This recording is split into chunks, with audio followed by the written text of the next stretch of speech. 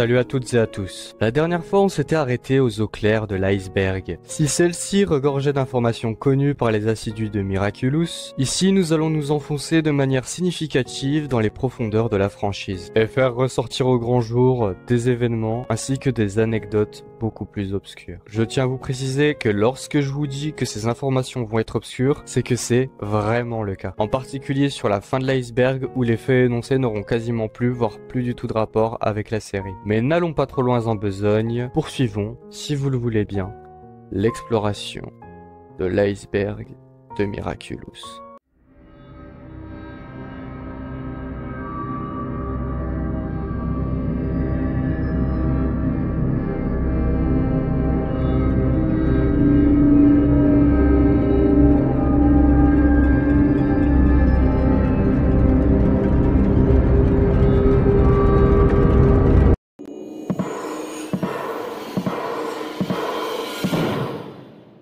Les eaux sombres sont la continuité des eaux claires. Ici, on y retrouve différents éléments qui se rapportent aux coulisses de la série, au fandom, voire même au futur de Miraculous. Contrairement à la phase précédente où la majorité des sujets présentés sont assez connus, il est possible qu'ici, moins de personnes puissent tout connaître. Colt Phantom est le père de Félix. Celui-ci est évoqué dans l'épisode portant le nom de son fils, mais on n'aura pas plus de détails à part qu'il est décédé. Dans le deuxième épisode de la saison 5, on verra son nom de famille et son prénom. Et enfin, dans le 24e épisode de la saison 5, on aura un aperçu de ce qu'il était de son vivant et de la cruauté qu'il menait envers son fils. L'enfant miraculeux ne comprenait pas. Pourquoi son père ne l'aimait-il pas? Félix. Et pourquoi se sentait-il obligé d'obéir à tous ses ordres, aussi injustes soient-ils? Assis. Debout. Marche. Monstre.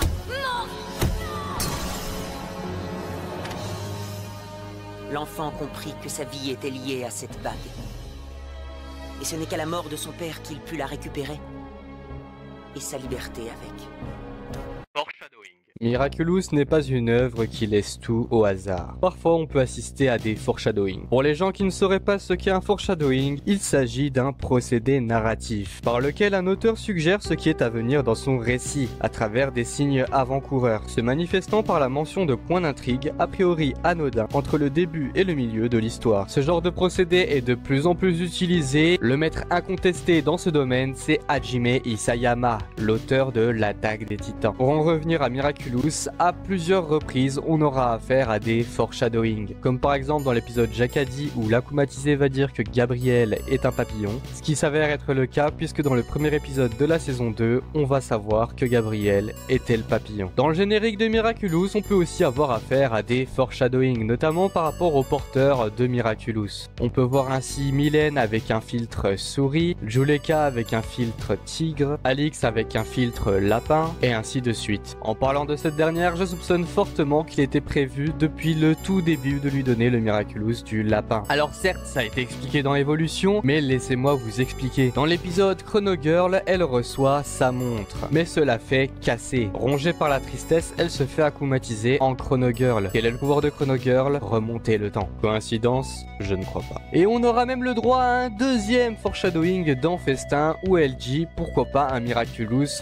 du lapin, avec humour parce que pour elle, un tel Miraculous ne peut pas exister. Assez ironique quand on sait que c'est elle qui va devenir la porteuse du Miraculous du lapin. D'ailleurs, Bunix elle-même nous a teasé des ennemis qui allaient arriver beaucoup plus tard. Et il y en a un qui retient mon attention, ce sont les envahisseurs Apkli, qui, si on regarde de plus près, sont au nombre de 3, et qui ont une forme qui rappellerait, je ne sais pas, un certain sentimonstre qui est apparu dans le dernier épisode de la saison 4, Réplique. Alors certes, Réplique n'a pas d'yeux, n'a pas de bouche, comme les envahisseurs d'Apkli, mais je pense surtout que c'est une image temporaire qu'on a eue dans la saison 3, et que Bunix a simplement surexagéré certaines choses. Épisode spécial crise sanitaire. Ce court épisode, qui ne dure pas plus de 2 minutes, est sorti sur la chaîne de l'UNICEF le 18 mai 2020, afin de faire de la prévention envers les jeunes enfants en période de crise sanitaire. Et Miraculous n'en sont pas à leur premier coup d'essai, puisque ce n'est pas la première fois que la série est utilisée pour promouvoir quelque chose. En effet, le 2 décembre 2019, Miraculous sera sollicité par l'Amy Group pour pouvoir vendre des lunettes. Nouvelle arc. Alors là, pour le coup, on va passer rapidement dessus car c'est assez simple. Après l'arc Agreste qui est composé des saisons 1, 2, 3, 4 et 5, il est prévu que 4 autres saisons viennent s'ajouter aux 5 déjà existantes, ce qui donnerait un total de 9 saisons pour la série Miraculous. Je tenais à le rappeler ici car à ma grande surprise, il y a encore trop peu de personnes qui sont au courant et je trouve ça juste dingue. Miraculous Secret. Miraculous Secret est un jeu de cartes édité par Zag et par Epopeia Games. Il est sorti pour la première fois le 9 janvier 2023 en Allemagne. Parmi toutes ces cartes, il y a certaines cartes qui sont des cartes secrètes et ainsi elles nous permettent d'apprendre des éléments sur des personnages de la série. La première version du générique. In the daytime, I'm Marinette. Just a normal girl with a normal life. But there's something about me that no one knows yet, 'cause I have a secret. Miraculous, simply the best. Up to the test when things go wrong. Miraculous, the luckiest. The power of love always so strong. Miraculous. Ce que vous venez de voir à l'instant, c'est la toute première version du générique de Miraculous. Et comme vous pouvez le constater, il y a plusieurs détails qui changent entre cette version-là et la version finale. Mais l'élément qui a complètement rien à voir avec la version finale, c'est le plan avec Papillon, puisque dans cette version, nous pouvons simplement voir Papillon de dos, avec la fenêtre qui s'ouvre, alors que dans cette version, nous pouvons voir Papillon face à 9 akumatisés, qui sont eux-mêmes face à Ladybug et Chat Noir qui sont de dos. Alors j'aime bien la version finale qu'on a eue, mais j'aurais aimé avoir le plan avec Papillon parce que je trouve que cette version là est plus intéressante que la version actuelle. Il est possible que vous ayez pu voir ce générique par le passé car des personnes le faisaient passer pour soi-disant le générique de la saison 4, ce qui est complètement faux. 2002. Bon, ce sujet va faire débat. Laissez-moi vous expliquer. Selon cette théorie, l'année de naissance des personnages principaux, c'est-à-dire Adrien et Marinette, serait en 2002. Ce qui signifierait que l'histoire se déroulerait en 2017. On doit la théorie au youtubeur GeekSwy. Dans l'épisode Imposteur, on peut voir dans la chambre de Marinette qu'il y a un calendrier. Ainsi, on peut tenter de comparer les jours du calendrier avec des jours réels. Et ce qui tombe bien, c'est que le 14 février tombe un mardi. Quelle année le 14 février tombe un mardi en 2017. Voilà, c'est une théorie qui divise assez. Il y en a qui sont d'accord, d'autres qui sont pas d'accord. Bon, chacun son avis. Après, faut pas l'oublier, Thomas Astruc a bien précisé qu'il n'y a pas de temporalité. Harcèlement. Le harcèlement est un fléau qui s'attaque à la communauté Miraculous sur tous les points possibles. Que ce soit envers le réalisateur Thomas Astruc, que ce soit envers les fans de Miraculous en général, ou encore que ce soit les fans entre eux qui se harcèlent pour des questions de point de vue non réciproques ou de théories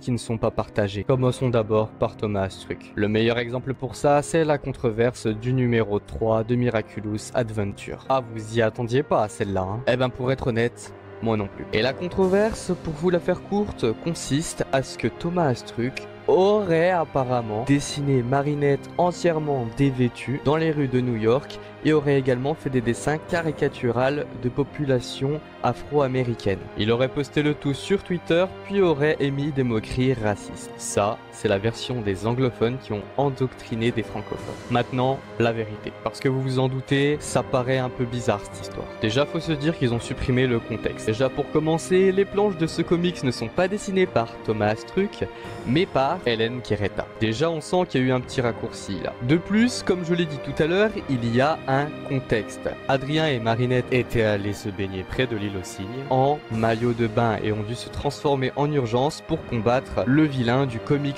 précédent, Trash Kraken. Sauf qu'ils se sont directement fait embarquer à New York par les Héros Unis. Par conséquent, ils n'ont pas pu remettre leur tenue civile. Et par la même occasion, ils n'ont pas eu le temps de nourrir leur Kwami. Ce qui fait que lorsqu'ils arrivent à New York, Ladybug et Chat Noir doivent s'éclipser chacun de leur côté afin de nourrir leur Kwami. Sauf que Ladybug se détransforma en plein vol vu que son Kwami n'avait plus d'énergie. Heureusement, grâce à la magie du scénario, elle atterrit dans une poubelle et ne se fait pas mal. Sauf qu'elle se rappelle, comme je vous l'ai dit tout à l'heure, qu'elle n'a pas pris ses habits et donc qu'elle est supposément en maillot de bain. Heureusement, elle finit par tomber sur des personnes qui lui offrent des habits afin de se couvrir convenablement. Du côté de Chat Noir, il a eu plus de chance puisqu'il a pu se détransformer une fois arrivé au sol. Tout ça pour vous dire qu'en enlevant un contexte, ça peut provoquer du tort. Surtout que la majorité des haineux vis-à-vis de cette controverse ne savaient même pas d'où ça venait et ont dénigré Thomas Astruc sans chercher à comprendre. Donc vraiment, je tiens à le dire ici, lorsque vous entendez quelque chose sur les réseaux sociaux, recherchez les sources, c'est super important. Bon après c'est sûr que c'est pas les haineux de Thomas Ruck qui font chercher des sources, hein, bien évidemment. Après tout c'est toujours plus facile de foutre tout sur le dos du réalisateur de la série, bien sûr. De toute façon la moindre excuse est bonne pour lui cracher dessus, je trouve ça scandaleux. Jusqu'à dire qu'il est raciste à cause d'erreurs d'éclairage dans des épisodes sur Alia et Max. Tout est bon pour eux pour déverser de la haine. Le pire dans tout ça c'est qu'il y a répondu, mais personne ne l'écoute. Les gens préfèrent répéter sans cesse les mêmes choses. Maintenant que l'on a évoqué ce qui se passe du côté du réalisateur, parlons du public. Le 10 août 2022, une vidéo va être publiée sur TikTok. Elle va devenir virale et les propos tenus dans les commentaires sont particulièrement virulents. Cette vidéo nous laisse voir un utilisateur de TikTok accompagné de 3 de ses proches. Il se rapproche d'une cosplayeuse qui était en Ladybug, la filme, tiennent des propos immoraux, continue de la filmer malgré le fait qu'elle leur demande d'arrêter. Cette vidéo ainsi que cet utilisateur et les gens qui l'accompagnent sont juste infâmes. Je ne montrerai pas la vidéo car d'une part je ne l'ai pas et d'une autre part je n'ai pas envie de la voir car c'est du pur harcèlement gratuit et que c'est une atteinte au droit à l'image. Après 3 jours de cauchemar, la vidéo ainsi que l'utilisateur se font bannir de la plateforme. Il aura fallu 3 jours à TikTok pour réagir. Alors oui, c'est déjà bien, mais il aurait fallu que ce soit fait avant. Car entre-temps, beaucoup de propos grossophobes ou alors des propos injurieux envers la série ou même envers la personne ont été postés dans les commentaires. Et sachez que les mots ne s'effacent pas. C'est un fait. J'ai moi-même vu ces commentaires plus horribles les uns que les autres et il y en a même un qui lui demandait de se jeter dans la Seine. C'est juste inadmissible. Le responsable de toute cette haine gratuite, c'est Léo d'RBS. Il a laissé un flot de toxicité couler sans limite. Tout ça parce qu'il ne considère pas la série. Tout ça parce qu'il ne considère pas le cosplay. Et tout ça pour les stats. Juste pour les stats. C'est complètement débile. Que vous n'aimiez pas la série, d'accord. Que vous n'aimiez pas le cosplay, d'accord aussi. Mais ne venez pas porter atteinte aux gens qui n'ont rien demandé. C'est la place publique, elle avait complètement le droit de faire ce qu'elle faisait. Elle ne faisait de mal à personne. L'affaire a été portée jusqu'au tribunal et j'en sais pas plus. Mais j'espère de tout cœur que l'utilisatrice a pu avoir gain de cause. Et s'il y a bien une chose que je reproche aux gens, c'est de sous-estimer Miraculous. Ce n'est pas parce que c'est une série en 3D qui, soi-disant, viserait les enfants que la série ne peut pas avoir une portée plus grande. Rentrez-vous ça dans le crâne. Spécial Halloween. On va passer rapidement dessus car on n'a quasiment aucune information depuis des années. Le Miraculous spécial Halloween a été annoncé en même temps que le spécial Shanghai et en même temps que le spécial Noël. Si ces 2 épisodes spéciaux sont sortis, ce n'est pas le cas du spécial Halloween. Et selon certaines personnes, le projet n'existerait plus en tant que tel, mais serait au final devenu le spécial Ghost Force ou devenu le spécial One Night Mission. Mais ce ne sont que des rumeurs. Ladybug Artbook. Le Ladybug Artbook est un livre d'art conceptuel, paru en décembre 2016 en Corée du Sud. Celui-ci contient plusieurs concept art de la série, malheureusement il n'est jamais paru en France. Je vous en parle ici car je l'évoquerai plus tard. L'ancien chat blanc. Et donc, deuxième question, vous écrirez à plusieurs. Mais quel épisode a demandé le plus de temps d'écriture et combien de temps? D'une seule voix, nous allons répondre chat blanc. Chat blanc, ouais. Un an d'écriture, non? 2 ans. Chat Blanc est incontestablement le meilleur épisode de la 3e saison de Miraculous et fait partie selon moi des meilleurs épisodes de la série. Il aura choqué et mis en larmes plus d'une personne et possède un scénario ainsi qu'une réalisation vraiment excellente. Mais est-ce que vous saviez que Chat Blanc était prévu à la base pour la saison 2 et que le scénario était un chouïa différent de ce qu'on a eu dans la version finale? Chat blanc était au départ un épisode de la saison 2. Il a été avec beaucoup de clairvoyance, totalement refusé par les chaînes de télévision. On n'est pas obéissant, on l'a fait quand même. D'ailleurs, pour être tout à fait honnête, on a fini par le faire accepter. Tu l'as fait accepter. Et nous avons décidé de le réécrire parce que la première fin de Chat Blanc était trop triste. On aboutissait à une fin qui était logique et cohérente, mais qui donnait l'impression que nous avions tué l'héroïne de la série et que c'est une sorte de fantôme qui allait désormais la remplacer. Et on n'arrivait pas à se dire qu'on pouvait valider cette fin. La première version qu'on a écrite était plus vécue du côté de la Ladybug qui finit par se faire tuer par Chat Blanc. C'est vrai que du coup, on s'attachait à cette Ladybug qui finalement disparaissait et on restait avec la Ladybug qui est censée être la vraie Ladybug, mais du coup, on n'avait plus l'impression que c'était la vraie Ladybug. C'est ça, c'était trop sombre. Alors, il n'est pas hyper joyeux, effectivement, mais ça nous a demandé beaucoup de travail de trouver une forme qui permettait de faire voyager les personnages très loin dans l'ombre, mais de les ramener dans la lumière à la fin de l'histoire. Et ça a pris beaucoup de temps aussi, parce que, en fait, l'épisode fonctionne, on a été obligé d'écrire l'intégralité de ce qui se passe, qui n'est pas montré dans l'épisode. Ah, ça dure 4 heures. Il y avait une scène qu'on aimait bien, je me rappelle, avec Tiki et Plag qui étaient présents dans la pièce avec Marinette et Adrien. Elle était super cette scène. Il y avait vraiment des scènes qui nous ont un peu, ça nous a arraché le cœur de ne pas les mettre dans l'épisode final. On écrivait des flashbacks en se disant tiens, il se passerait ça. Mais comme on n'avait pas écrit tous les événements les uns à la suite des autres, c'était pas vraiment très juste. Et étonnamment, on parlait de la contrainte de temps par épisode, on a que 20 minutes. C'est vrai que l'histoire était tellement riche qu'on aurait aimé avoir un double épisode sur celui-là, mais finalement on n'a pas pu. On en a discuté avec le chef de télé, et puis ce n'était pas possible. Si on avait pas eu cette contrainte de temps, ça aurait donné peut-être une histoire très différente. Finalement, on voit la contrainte qui développe toujours la créativité. Je ne sais pas vous, mais pour ma part, j'aurais aimé voir cette version alternative d'un épisode. Malheureusement, je pense qu'on ne le verra jamais. C'est une tragédie. Qu'est-ce que c'est pas déjà? Une tragédie, c'est l'ombre portée d'un bonheur trop grand qu'on ne peut pas voir. Chapeau, c'est ça. C'est un bonheur qu'on ne peut pas voir, parce qu'autrement la série serait finie.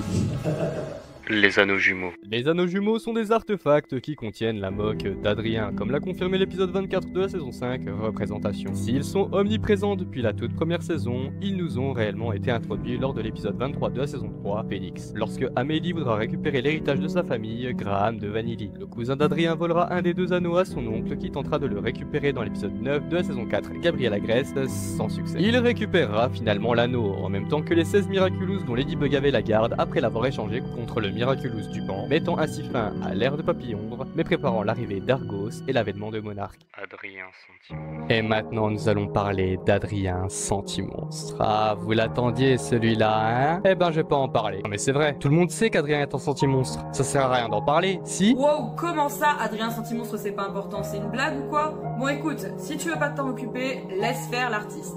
Alors, la théorie Adrien Sentimonstre, c'est une théorie hyper populaire dans le fandom de Miraculous qui s'est avérée vraie, et oui, j'ai pas peur de le dire. C'est une théorie qui est née à partir de la saison 3, quand le personnage de Mayura est apparu avec son pouvoir de créer des sentimonstres. Et plus particulièrement depuis l'épisode Ladybug, car c'est dans cet épisode qu'on a eu l'information concrète comme quoi un sentimonstre pouvait réellement avoir une forme humaine. À partir de ce moment-là, ça a été la foire aux théories et tout le monde s'est demandé si tel ou tel personnage ne pouvait pas être un sentimonstre, mais c'est Adrien qui s'est avéré être le plus coriace parmi eux. En même temps, il y avait vachement d'arguments dans ce sens-là.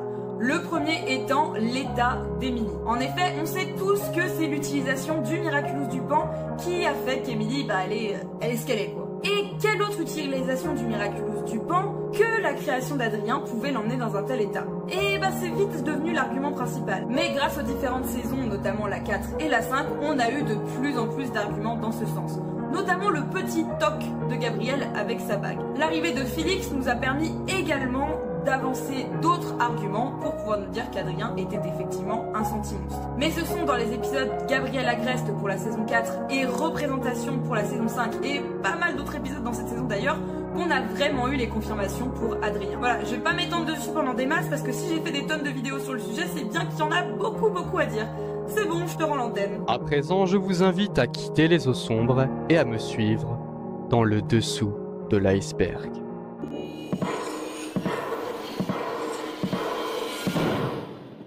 Nous sommes dans la 5e et dernière phase de l'iceberg avant d'être plongé dans le noir complet. Ici, à part 3 sujets, je pense que la majorité des sujets seront connus par des fans qui essayent d'en savoir le plus possible sur cette série. Donc il est extrêmement probable que vous ne connaissiez pas la plupart des faits qui seront présentés ici si vous ne faites pas un minimum de recherche vis-à-vis de Miraculous ou si vous n'êtes pas un fan hardcore. Le papillon du futur. Le papillon du futur est un personnage qui a été mentionné par Time Tiger dans l'épisode éponyme. L'avenir appartient à ceux qui viennent du futur. Et aujourd'hui, les Miraculous sont à moi.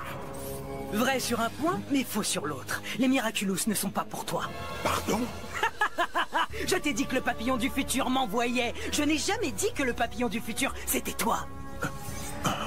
On apprend que le papillon du futur n'est pas Gabriel, et la saison 5 peut nous indiquer que cela peut être Lila Rossi, à moins qu'il y ait un 3e porteur. Nous verrons cela dans la suite de la série. Je suis impatiente de te retrouver, Marinette du Pancheng.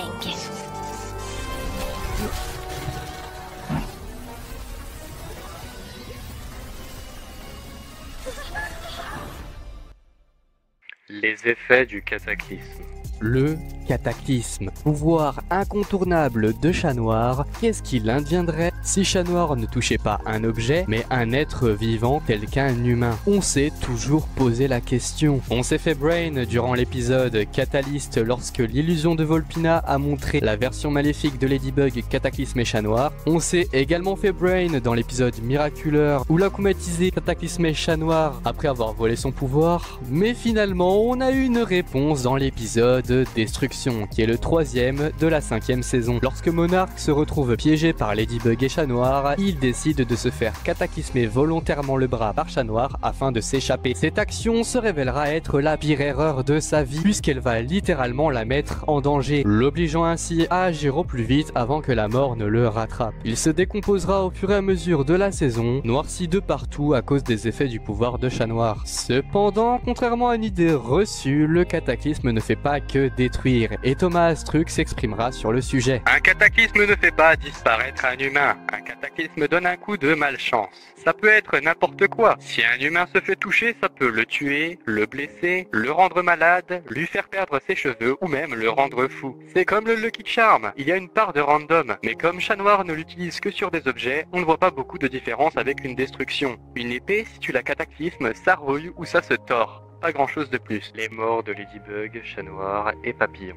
Il est souvent reproché à Miraculous de ne pas avoir beaucoup d'enjeux, de ne pas avoir beaucoup de violence dans ses épisodes et que la série serait trop enfantine. Laissez-moi vous remémorer le décès des 3 protagonistes principaux. Chat Noir est celui des 3 qui a le plus subi. En effet, il perdra la vie une première fois dans l'épisode Chrono Girl, puis dans l'épisode Gamer 2.0 et enfin dans l'épisode spécial Shanghai, la légende de Lady Dragon. Papillon quant à lui périra 2 fois, une première fois dans l'épisode Chat Blanc et une seconde fois dans l'épisode spécial Shanghai, la légende de Lady Dragon. Bon, alors c'est vrai qu'il est supposément décédé dans l'épisode Recréation, mais vu que c'est Gabriel, je ne sais pas vraiment si ça compte. Alors certes, en effet, Gabriel utilise les Miraculous, donc le choix vous revient de l'inclure ou non dans la liste de ses morts. Ladybug, quant à elle, périra seulement une fois, dans l'épisode Chat Blanc. Dans l'épisode Émotion, elle disparaîtra à travers le pouvoir de Argos, mais je compte pas vraiment ça comme une mort, puisqu'il peut faire revenir les personnes comme bon lui semble. Et ça se trouve, ces personnes sont simplement déplacées dans une autre dimension. On ne sait pas, donc je ne préfère pas la compter. Le trio des Totally Spies. À la base, Chloé et Sabrina devaient être rejoints par Alix pour former un trio faisant référence aux Totally Spies. Chloé faisant référence à Clover, Sabrina faisant référence à Sam et Alix faisant référence à Alex. Cette anecdote est très connue par les fans hardcore de la série ou par les plus anciens. C'est un classique dans le milieu et ce n'est pas anodin puisque Thomas Astruc avait bossé sur les Totally Spies à une certaine époque. Amber. Amber est une version bienveillante de Chloé qui a été imaginée par Kenya Danino le 25 septembre 2016. Le personnage de Zoé est introduite dans l'épisode Pirkel durant la saison 4. Alors, est-ce une inspiration de ce fanart? Ou alors, est-ce que c'était prévu depuis le début? Ça, c'est le secret des scénaristes. Live action. Bon, accrochez-vous parce qu'il va y avoir beaucoup d'informations.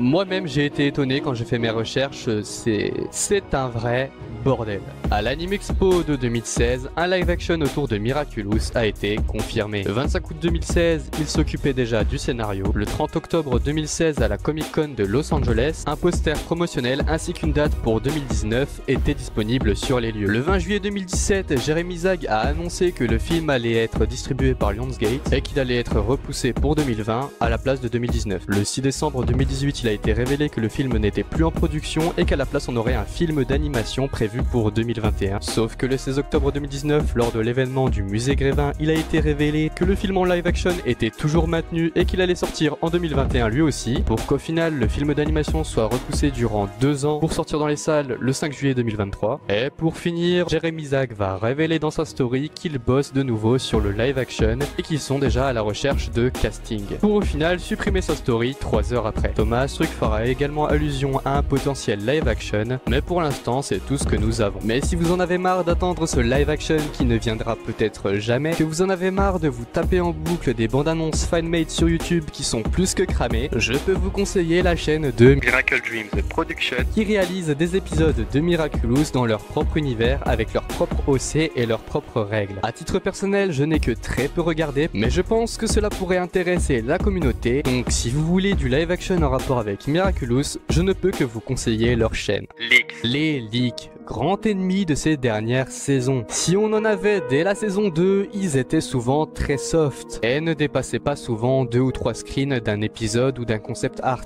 Ce qui aujourd'hui n'est plus du tout le cas. En effet, des listes entières de storyboards, les scripts de tous les épisodes, la liste de tous les akumatisés, de tous les Lucky Charms, des versions semi-avancées des épisodes, une grande partie du travail acharné de l'équipe d'écriture a fuité sur le net à cause de leakers qui avaient percé à jour la sécurité de Zag. Sécurité qui, disons-le, n'était pas folle. Suite à cela, il a été annoncé que la sécurité des fichiers serait augmentée pour les prochaines saisons. À titre personnel, j'espère vraiment que ça va être le cas. Le concours d'akumatisé. En octobre 2016, lors de la Stanley's Comic Con, Jérémy Zag va organiser un concours d'akumatisé. Et la personne sélectionnée verra son propre personnage implémenté dans un épisode de la saison 3 de Miraculous. L'heureuse gagnante fut Vivicha et sera introduite lors de l'épisode Desperada. Elle refera une courte apparition dans Gamer 2.0, mais à part ça, c'est tout. Sachez que ce n'est pas la première fois qu'une personne hors célébrité fasse une apparition dans un épisode de Miraculous. En effet, en juin 2019, une petite fille du nom de Rhythm a été invitée par Zag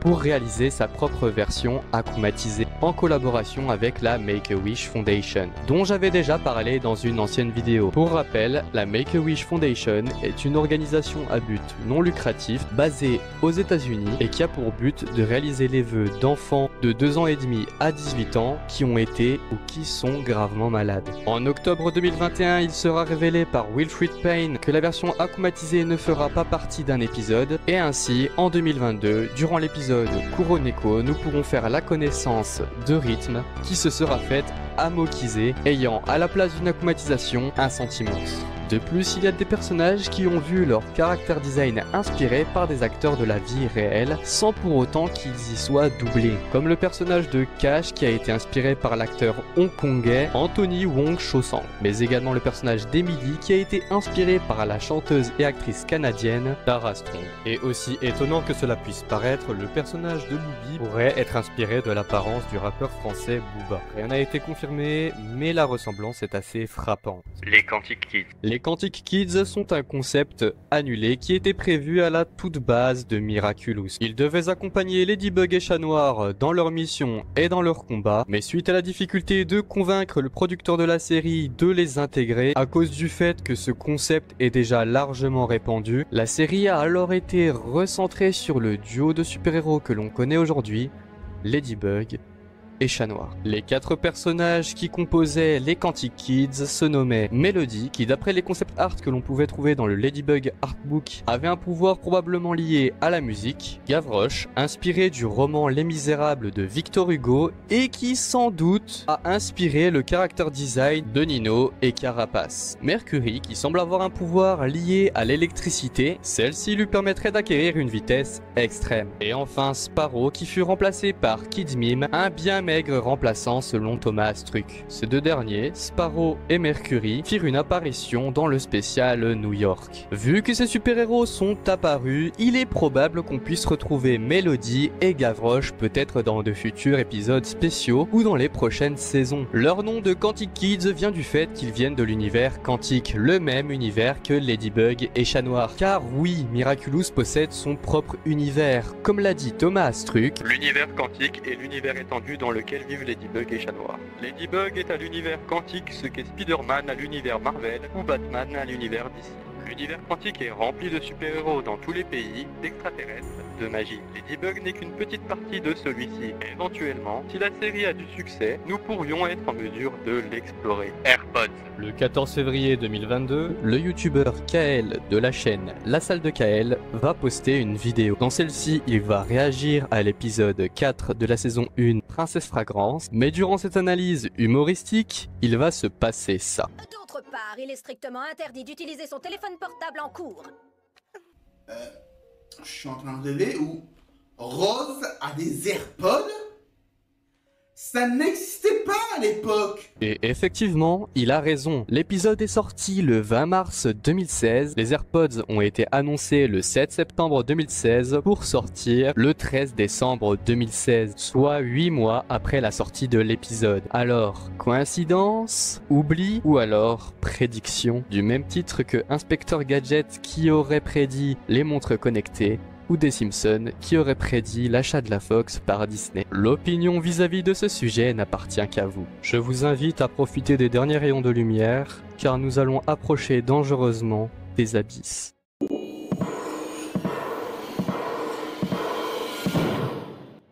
Cette ultime phase de l'iceberg est connue par les initiés de haut niveau, à un point où seulement des milliers voire des centaines de personnes sont au courant de certains sujets que je vais présenter ici. On pourrait considérer cette phase un peu comme un fourre-tout qui ferait ressurgir tous ces faits obscurs.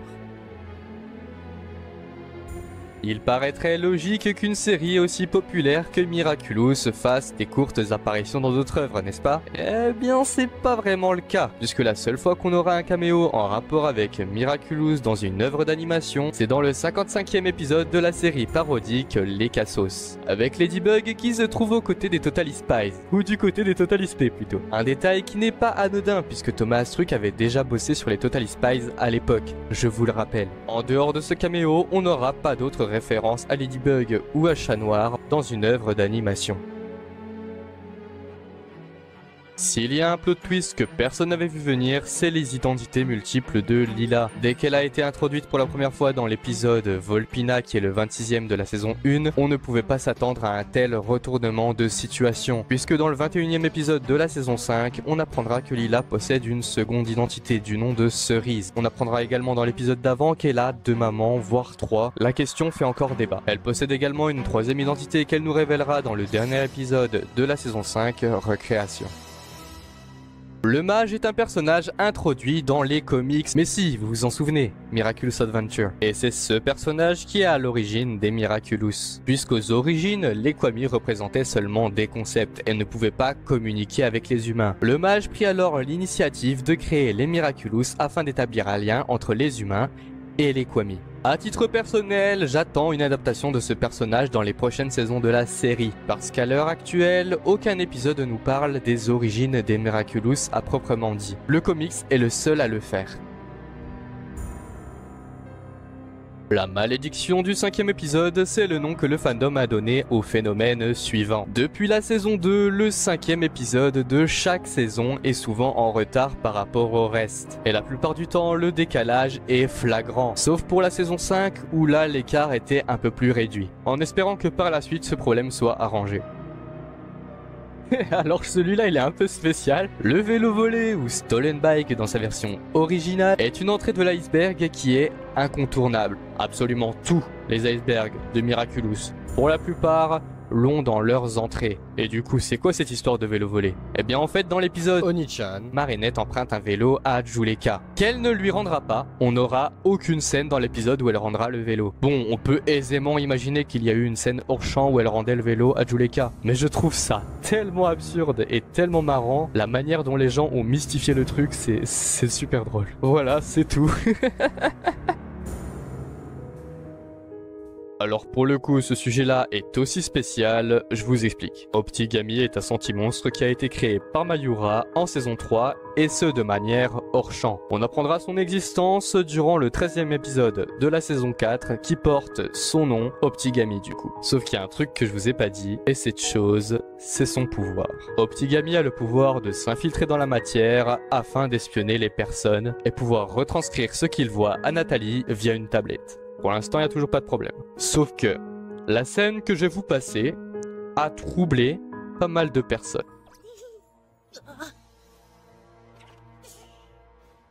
Ces yeux rouges, ce ton oppressant, cette obscurité, tous ces facteurs ont entraîné un certain malaise, un certain trouble vis-à-vis de cette scène. Et j'ai moi-même fait un sondage sur mon compte Instagram ainsi que sur ma chaîne YouTube pour voir si j'étais le seul qui était un peu mal à l'aise à cette vue. Sur Instagram, 57% des votants étaient mal à l'aise contre 43%. Sur YouTube, 56% des votants étaient mal à l'aise contre 44%. Après, le fait que j'ai découvert cet épisode dans une version allemande pour la première fois a peut-être joué sur le fait que j'étais troublé, puisque je ne comprenais pas vraiment ce qui se passait, l'ambiance oppressante était plutôt bien réussie, ces yeux ont troublé des centaines, peut-être voire même des milliers de personnes à travers le monde, et ils auront peut-être même réussi à traumatiser quelques enfants au passage.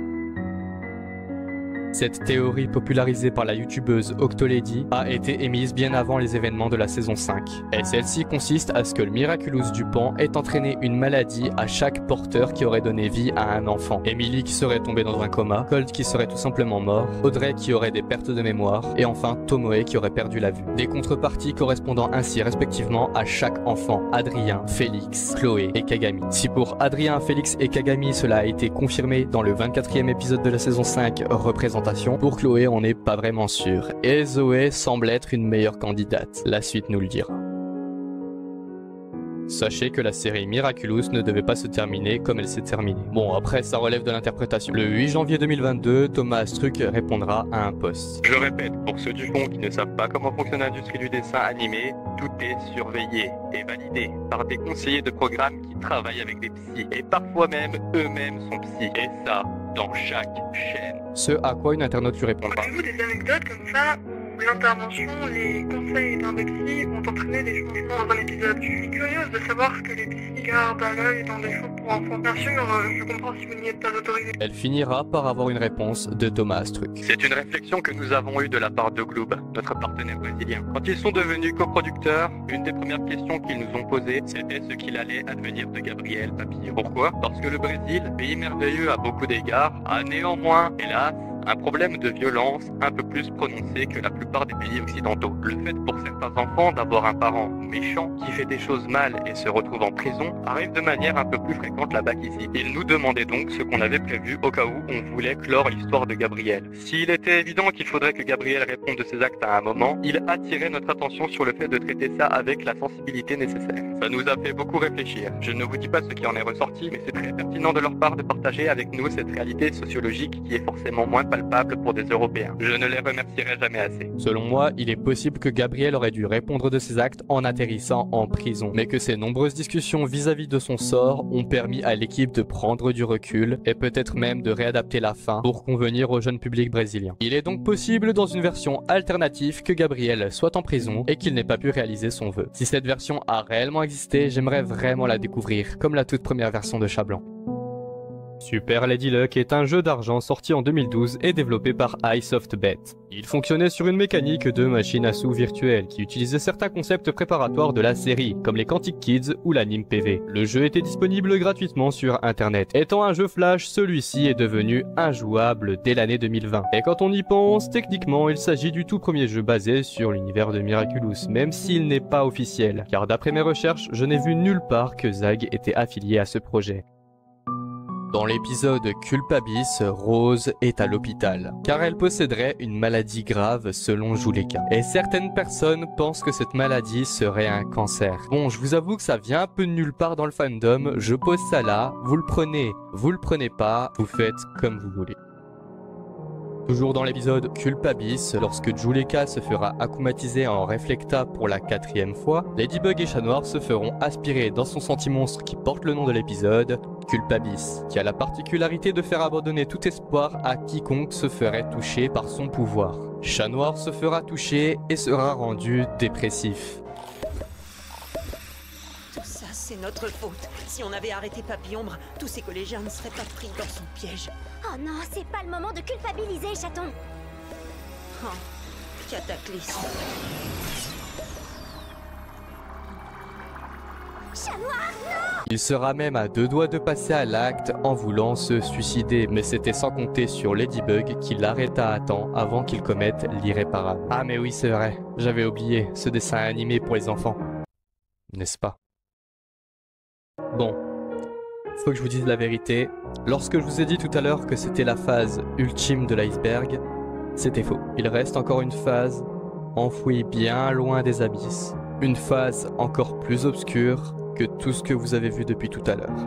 Et encore, depuis tout à l'heure, ça allait. Si vous ne supportez pas les théories farfelues ou alors les détails sordides qui pourraient avoir un rapport avec la série, je vous conseille de sauter cette phase et de passer directement à la conclusion.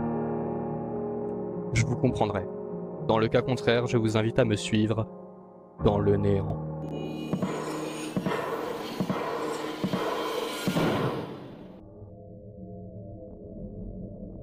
D'abord, j'aimerais remercier toutes celles et ceux qui sont restés jusqu'ici et qui ont tenu le coup. Cependant, il reste une dernière ligne droite. Cette phase va être scindée en deux zones. Une première zone qui sera théorique et une seconde zone qui sera concrète. Si la zone théorique sera assez légère puisque je vais exposer des théories dont personne n'a forcément pensé et qui sont soit impossibles ou soit complètement déjà vues, eh bien dès qu'on passera à la seconde partie, ce ne sera plus du tout la même ambiance. On abordera les choses les plus obscènes, les plus glauques, les plus creepy, les plus dérangeantes qui existent à propos de Miraculous. Donc je tiens à poser un disclaimer, âme sensible, veuillez vous abstenir et passer directement à la conclusion. Pour ce qui est des autres, à vos risques et périls.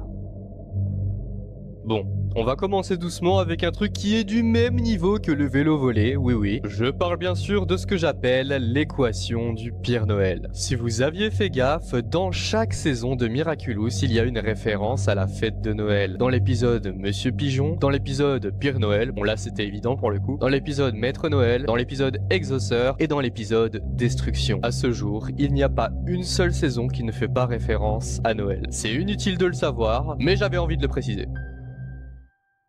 J'ai toujours pensé que 19 Miraculous c'était un nombre creux, qu'il manquait quelque chose, qu'il en fallait plutôt 20. Alors je me suis imaginé qu'il y aurait possiblement un 20e Miraculous du Zodiac, et je dois peut-être pas être le seul, je ne sais pas. Donc lorsque Gimme, le Kwami de la réalité, s'est révélé dans le dernier épisode de la saison 5, je me suis mis à le considérer un peu comme le 20e pouvoir, même s'il n'y a aucun Miraculous directement associé, puisque c'est la fusion des pouvoirs de la coccinelle et du chat noir qui ont permis de le faire se révéler. Bon alors pour cette théorie là on va passer très rapidement dessus parce qu'elle a tellement été utilisée auparavant qu'aujourd'hui c'est devenu cliché. Le principe de cette théorie est simple. En réalité les aventures de Marinette et Adrien se dérouleraient soit dans le journal intime de Marinette ou alors dans un rêve d'un des deux protagonistes. Ouais voilà, c'est pas du tout original et c'est claqué au sol. Les Razmoquettes et Pokémon l'avaient déjà fait avant.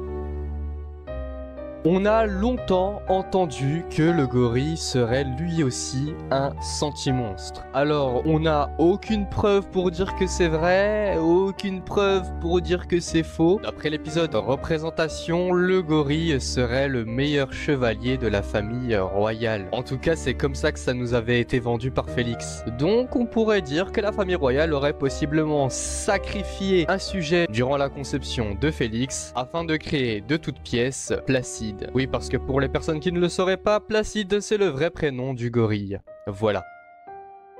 La théorie voudrait que Gabrielle soit tombée gravement malade suite à son séjour au Tibet avec Emily. Celle-ci aurait pris alors la dure décision de créer un sentimonstre à l'image de son mari afin que leur futur fils puisse avoir ses deux parents, quitte à ce que celui-ci reste dans l'ignorance la plus totale. La conception de Gabrielle ainsi que celle d'Adrien aurait fini par achever la pauvre Emily, celle-ci vivant avec deux êtres qui puisaient son énergie continuellement.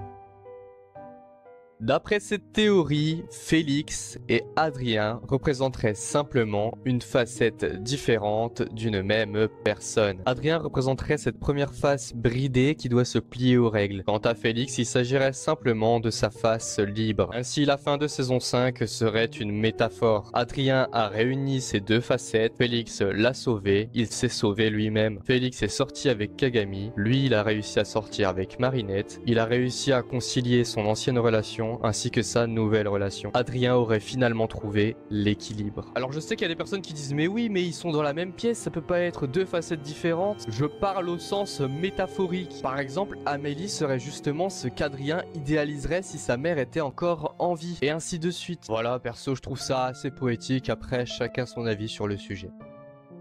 Si vous êtes intéressé par Miraculous et que vous traînez assez longtemps sur YouTube, il est possible que vous ayez pu tomber sur ça.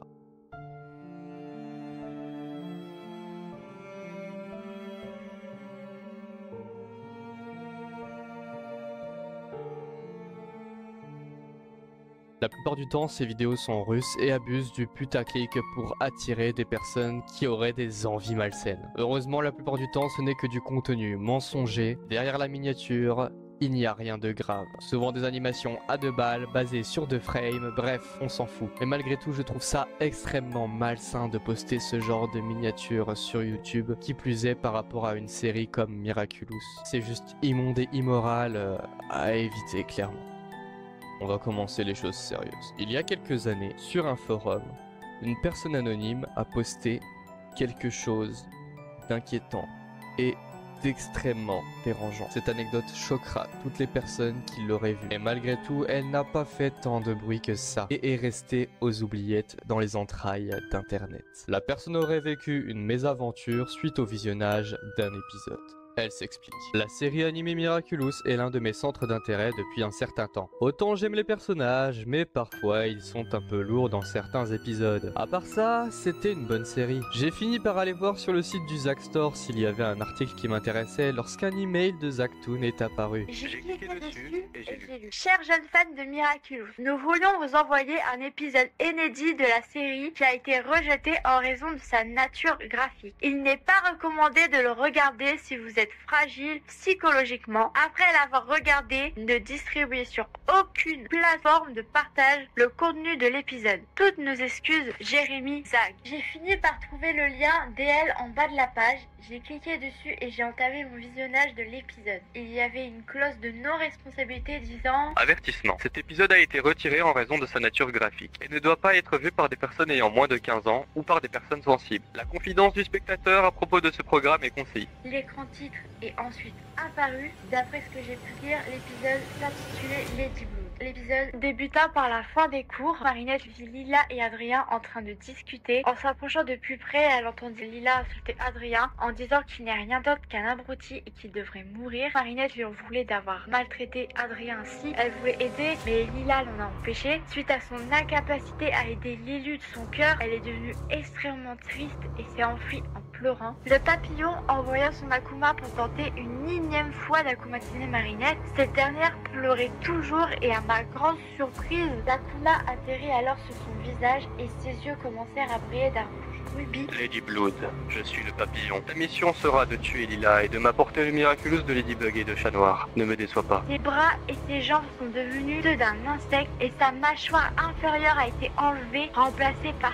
6 mandibules. Et ça m'a choqué de le voir dans une série comme Miraculous. Adrien vit que Marinette a été akumatisée. De son côté, Lady Blood cherchait Lila et l'a finalement trouvée près du collège. Elle courut vers elle et se jeta dessus. Lila hurla de douleur et supplia sa camarade de ne pas lui faire du mal. Elle stoppa net en la porte d'un temps, laissant glisser sa victime dans une flaque sanglante. Chat Noir qui vit la scène prit pour cibler Lady Blood, mais en voyant que ses attaques étaient vaines, il utilisa son cataclysme. Elle le repoussa violemment, détruisant ainsi un lampadaire. Elle s'approcha alors du Chat Noir et le poignarda également au bras. J'étais bouche bée, je ne savais pas comment réagir. Alors je suis allée prendre une gorgée d'eau pour me calmer. Je suis revenue et j'ai continué à regarder malgré l'atrocité des scènes présentes à l'écran. Le bras du partenaire de Ladybug laissait couler du sang et une matière se rapprochant du verre.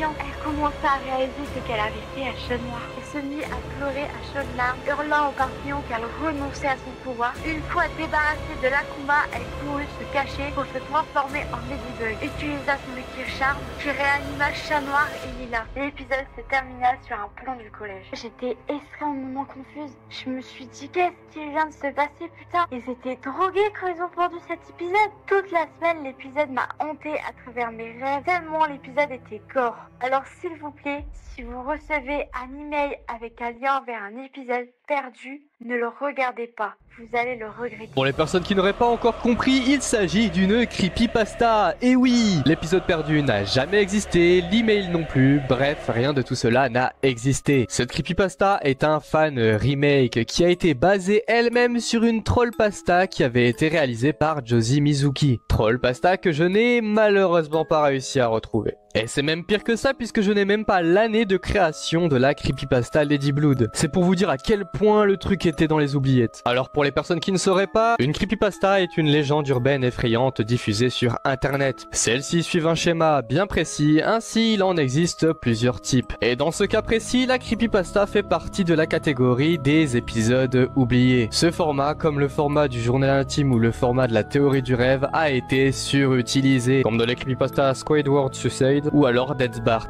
Personnellement, ça ne m'a pas fait peur parce que je cherchais justement des creepypastas. Mais pour une personne qui lit ça en croyant lire un simple post, ça peut être assez surprenant et ça peut avoir tendance à effrayer. Dans le même type, on a également la creepypasta Le massacre. qui fonctionne avec les mêmes mécaniques que Lady Blood à une différence près, puisqu'elle ne contient pas le personnage de Lila, mais plutôt ceux de Nino et de Alia.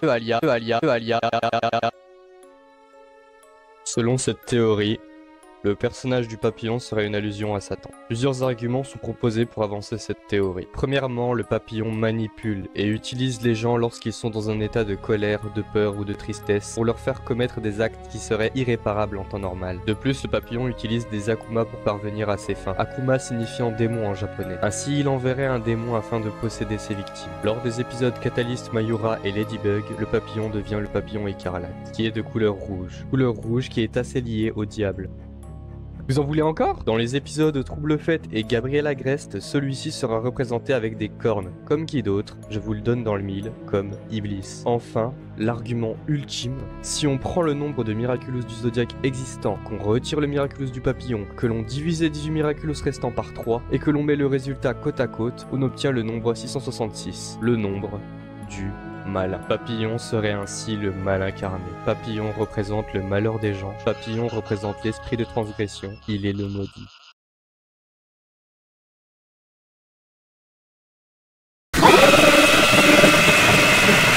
Est-ce que je vais trop loin? Probablement. Mais avouez qu'avec tous les arguments que j'ai évoqués précédemment, il y a de quoi remettre le personnage en question, non? Ceci est le nom du compte Twitter d'un Mexicain qui a été créé en février 2010. Jusque-là, tout va bien. Sauf que j'ai omis de vous donner un détail des plus cruciaux, qui est littéralement la raison de sa présence dans cet iceberg. C'est qu'il partageait des fanarts de personnages de Miraculous assez douteux. Il fait émettre des actes avec certains personnages qui ont un grand écart d'âge. Bon, je vais pas tourner autour du pot, c'est littéralement de la pétanque. Fort heureusement, le compte a fini par être banni aux alentours du mois de septembre 2022, mais ça aura nécessité plusieurs années pour que cela se fasse. Après, chacun ses délires, mais tu fais pas ça avec des mineurs, même si ce sont des personnages de fiction. Si vous croyez qu'il a arrêté, vous vous trompez fortement, puisqu'en réalité, il avait 3 autres comptes, dont un où on est sûr que c'est lui, où il continue de publier ces images dégueulasses, sans s'être fait bannir sur aucun des 3 comptes. En fait, ça me dégoûte tellement que j'ai même plus envie d'en parler. Je crois que vous commencez à comprendre. On va passer à la conclusion.